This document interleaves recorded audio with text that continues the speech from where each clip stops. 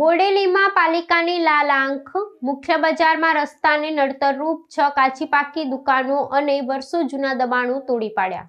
છોટાઉદેપુર જિલ્લાના બોડેલી નગરમાં વહીવટી તંત્ર અને નગરપાલિકા દ્વારા ટ્રાફિકની સમસ્યાના કાયમી નિરાકરણ માટે કડક કાર્યવાહી હાથ ધરવામાં આવી છે।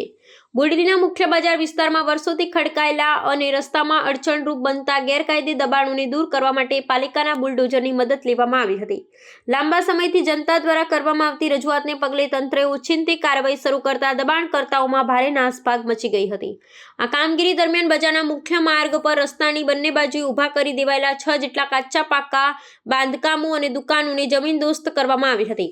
પાલિકાના અધિકારીઓના જણાવ્યા અનુસાર આ દબાણોને કારણે વાહન વ્યવહારમાં સતત અવરોધ ઊભો થતો હતો અને રાહદારીઓને પણ પસાર થવામાં હાલાકી ભોગવવી પડતી હતી। કોઈપણ પ્રકારના ઘર્ષણની આશંકાને પગલે સ્થાનિક પોલીસના ચુસ્ત બંદોબસ્ત હેઠળ આ તોડપાડની પ્રક્રિયા શાંતિપૂર્ણ રીતે પૂર્ણ કરવામાં આવી હતી। નગરપાલિકાની આ આકરી કાર્યવાહીને પગલે આગામી દિવસોમાં બોડેલીના અન્ય વિસ્તારમાં પણ દબાણ હટાવવાની ઝુંબેશ તેજ કરવામાં આવે તેવી શક્યતા છે। તંત્રએ સ્પષ્ટ કર્યું કે જાહેર માર્ગો પર અતિક્રમણ કરનારા સામે કાયદેસરના પગલાં લેવામાં આવશે। આ ઓપરેશન બાદ મુખ્ય બજારનો માર્ગ મોકળો થતાં ટ્રાફિકની સમસ્યામાં મોટી રાહત મળશે તેવી આશા સેવાઈ રહી છે। સ્થાનિક વેપારી મંડળ અને નાગરિકોએ નગરના સુવ્યવસ્થિત વિકાસ માટે લેવાયેલા આ પગલાંને આવકાર્યું છે।